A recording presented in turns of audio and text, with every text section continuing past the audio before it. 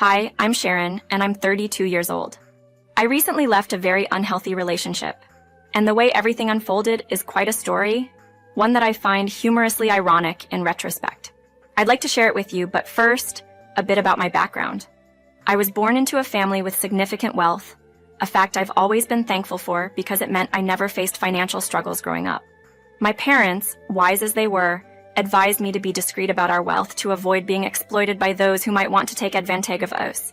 Heeding their advice, I lived modestly, with only the possessions I owned hinting at my family's financial status. When it came time for college, I chose a university far from home, eager to see more of the world and live independently. To truly immerse myself in this experience, I lived on a budget, much like my peers, which introduced me to the joys of simple brands and thrift shopping. Despite having access to a substantial trust fund after graduation, I felt compelled to work and lead a purposeful life rather than living off my inheritance. A year post-graduation, I met Benjamin, my now ex-husband, through a dating app. Our initial dates were filled with charm and mutual gift-giving, and after 3 years, Benjamin suggested I meet his mother, Margaret. Although I won't go into the details of our first meeting, the conversation leading up to it was significant. Benjamin thought it was time for me to meet his mom, and while I was open to it, I explained that meeting my parents might take a while due to distance and busy schedules. We planned to coordinate a meeting with his mother, which marked the beginning of an unexpected journey in our relationship. However, Benjamin suggested we might meet his mom as soon as this weekend. I was taken aback by the haste, but understood his eagerness, given how much he revered his mom and wanted her to meet someone significant to him, like me. My surprise was also mixed with a bit of apprehension when Benjamin mentioned he needed to preface our meeting with a warning. He candidly shared that his family was quite affluent, something I had pieced together from the lavish gifts he'd given me.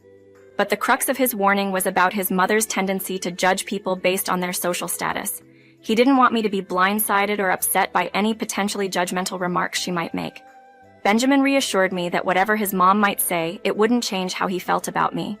Despite this heads up, I couldn't help feeling a bit more nervous about our upcoming meeting, though I remained hopeful.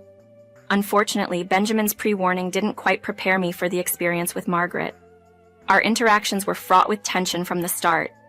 Margaret exemplified the stereotypical elitist attitude, making it clear she disapproved of me. The first time we met, she even scoffed at my choice of clothing from a regular store like Zara, setting the tone for our relationship. Margaret often hosted dinner parties, and Benjamin, compelled to attend, would plead with me to join him. It was under these circumstances that I had to deal with her frequently. If I had my way, I would avoid Margaret altogether, as she persistently insinuated that my interest in Benjamin was financially motivated.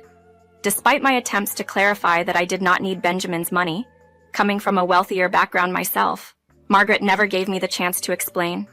She would dismiss my words, derogatorily calling me a peasant, which was not only hurtful to me, but disrespectful to anyone struggling financially. Benjamin's reluctance to confront his mother about her behavior only compounded the issue, making me feel even more isolated and undervalued in our relationship. Feeling utterly alone in handling Margaret's antagonism was difficult enough, but her birthday event was the final straw. She had us join a large family gathering, where she thought it amusing to target me for ridicule in front of everyone.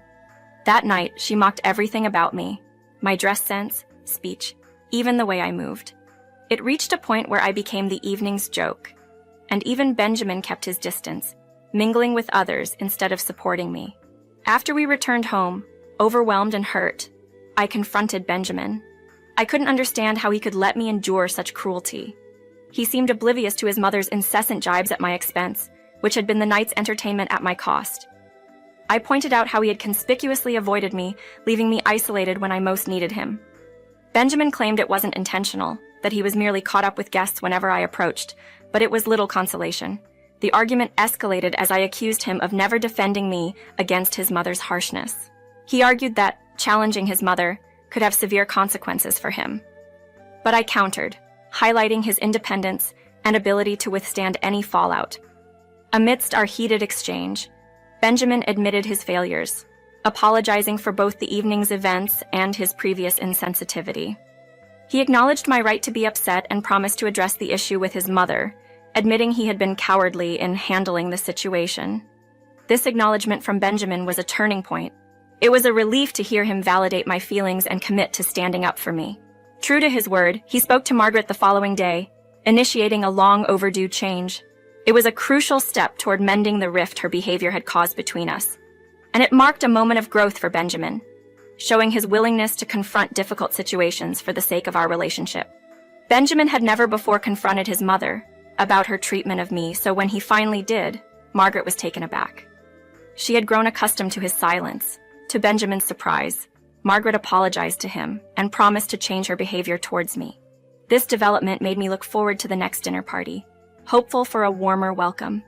However, my optimism was short-lived when Margaret informed Benjamin there wouldn't be enough food for me to attend, an excuse I saw right through as her way of excluding me without having to be overtly hostile, now that her overt means of entertainment at my expense were no longer an option. Despite my attempts to discuss this with Benjamin, he chose to believe his mother's excuse was genuine, which led him to attend alone. This pattern of exclusion continued, with Margaret finding new reasons to prevent me from joining these gatherings. Initially, this hurt me, but I soon found solace in the distance it created between Margaret and me. This distance reduced the humiliations I had to endure and subsequently, the conflicts between Benjamin and me, as there was no longer a need for him to defend me in my absence. Over time, I began to appreciate the peace and happiness that came with fewer interactions with Margaret. This new dynamic significantly reduced the stress in our relationship, making me more accepting of the situation, especially since it seemed to benefit our relationship overall. After 4 years of dating and as both our careers flourished, Benjamin proposed. Despite the challenges we'd faced, I was thrilled. I believe in our resilience and capacity to overcome obstacles together. Everyone in our circle was delighted about our engagement, except for Margaret. Her disdain was palpable when she questioned Benjamin's decision to marry me, implying I was beneath him. Benjamin, steadfast in his decision, defended our love, emphasizing the non-materialistic value I brought to his life, like happiness and comfort, which he argued couldn't be measured in monetary terms. Despite Margaret's harsh critique, accusing me of planning to live off Benjamin, he continued to stand by me, asking for his mother's respect towards our relationship and acknowledging my feelings and contributions to his life. This insistence on respect marked a pivotal moment in our relationship, showing Benjamin's commitment to us and highlighting the growth in our ability to navigate challenges together, including dealing with Margaret's reluctance to accept me. From the beginning, I made it clear to Margaret that my love for Benjamin was genuine and not influenced by his wealth. Despite this, Margaret challenged my intentions, suggesting I prove my disinterest in Benjamin's finances by signing a prenuptial agreement. Benjamin refused, stating it implied a lack of trust in me and our relationship. Yet Margaret threatened to disinherit him unless he complied.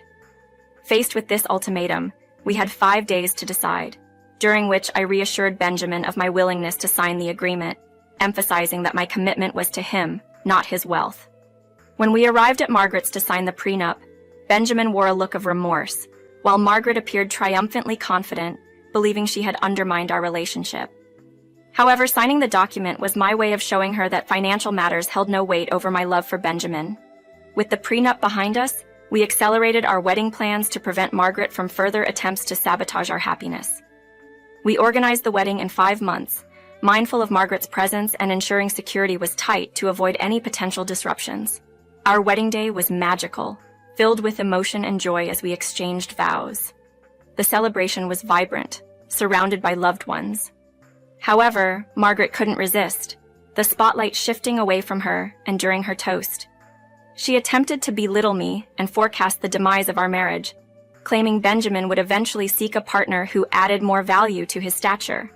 Her words stirred unease among the guests, and to prevent any further embarrassment, I quietly suggested to Benjamin that we might need to involve security. This wasn't about retaliating against Margaret, but about protecting the sanctity and joy of our special day. After the wedding incident, where Margaret's disruptive behavior led to her being escorted out by security, I hoped I could move past her harsh words and enjoy my new life with Benjamin. Unfortunately, her remarks lingered with me, casting a shadow over our marriage. To address the tension, Benjamin and I visited Margaret the day after our wedding to discuss her actions. Despite our intentions for a peaceful conversation, Margaret was defensive, accusing me of manipulating Benjamin. She refused to acknowledge her hurtful behavior, instead doubling down on her accusations against me. During this exchange, I finally stood up for myself, challenging Margaret's baseless claims. However, this led to Benjamin becoming upset with me for what he perceived as disrespect towards his mother. Despite years of enduring her disparaging remarks, my self-defense seemed to cross a line for him. I apologized to Benjamin, but this set a precedent for how we dealt with future confrontations with Margaret. Realizing the empowerment that came from asserting myself, I no longer held back when Margaret attempted to belittle me. This shift often resulted in tense moments, with both Margaret and Benjamin criticizing me for causing discomfort. I argued that if Margaret wanted to avoid public embarrassment, she should refrain from attempting to humiliate me. Benjamin was particularly displeased with my newfound assertiveness, frequently urging me to back down. Yet I saw no reason to yield as long as Margaret continued her behavior. This standoff between my self-respect and Margaret's provocations became a recurring theme in our marriage, highlighting a significant challenge we would need to navigate together. I noticed a shift in Benjamin's behavior over time. He started pulling away, his once warm and affectionate nature cooling significantly. This change seemed sudden, and I couldn't tie it to my standing up for myself since Benjamin appeared to agree with me in private discussions. Then, one day, coming home early from work, I found Margaret's car in our driveway, bracing myself for another unpleasant encounter. However, what I walked into was far from what I expected. I overheard a conversation between Margaret and Benjamin that stopped me in my tracks. Margaret was urging Benjamin to end our marriage, painting me as disrespectful and manipulative. She insinuated that I had wedged myself between them and that Benjamin, were he not married to me, would naturally side with her. Margaret painted a picture of me as a gold digger, suggesting that my alleged entitlement stemmed from a desire for Benjamin's wealth, although Benjamin admitted to lavishing me with gifts without much reciprocation. Hearing their words, I was taken aback. Was Benjamin swayed by such baseless claims? I made my presence known by loudly closing the door, their conversation halting abruptly. The shock of realizing Benjamin's susceptibility to his mother's manipulative narrative was overwhelming. Yet, instead of confronting them directly, I chose a different approach, letting my actions in the coming days speak for themselves. Walking past Benjamin and Margaret to the bedroom, I caught another remark from Margaret about my supposed disrespect. Benjamin's sigh was the only response. Inside, I braced for an emotional breakdown but found myself overwhelmed by fatigue instead. The relentless attempts by Margaret to push me out and Benjamin's diminishing support had drained me. Surprisingly, part of me felt relieved at the prospect of the marriage ending, yet I was determined not to exit silently. The following day, I gathered my financial documents, planning to reveal them to Benjamin and Margaret post-divorce signing, aiming to prove my financial independence and that their assumptions about my motives were wrong. When Benjamin presented the divorce papers later that week, their frustration was evident at my lack of reaction, but I proceeded to sign. After signing, I stripped them of any satisfaction they hoped to derive from this situation. However, Margaret's smugness quickly resurfaced, especially when their lawyer promptly left with the signed documents. Margaret taunted me, insinuating I would miss the financial benefits of being Benjamin's wife. To her surprise, I expressed happiness about being free from their toxicity. Margaret's insult, calling me a snob, and Benjamin's defense, accusing me of acting out because they had seen through me, only highlighted their misunderstanding. They seemed oblivious to the fact that I had never been after Benjamin's money. Benjamin's reminder of his gifts to me over the past months, intended as evidence of my supposed greed, missed the point entirely. I had sought love and partnership, not wealth. Amidst their complaints about me not reciprocating Benjamin's gestures with even minor gifts, I had been harboring a grand surprise. I planned to buy Benjamin his dream car, fully customized to his liking. Such a gift required time, a detail they dismissed as fantasy. Skeptically, Margaret accused me of not having the means, prompting me to prove her wrong with my bank statements. The revelation that I was financially capable left them stunned, challenging their preconceived notions about me. Despite my repeated efforts to convey that money was never my interest, my words fell on deaf ears, with Margaret labeling me as inferior and Benjamin considering me disrespectful. In the heat of their realization, both attempted to re-engage me in conversation, hurling insults in disbelief of my independence.